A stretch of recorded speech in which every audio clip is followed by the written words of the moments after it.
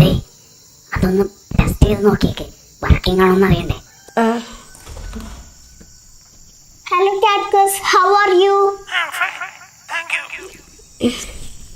Perfect, working ആണ്. Okay. എന്താ എന്താ നോക്കുന്നേ?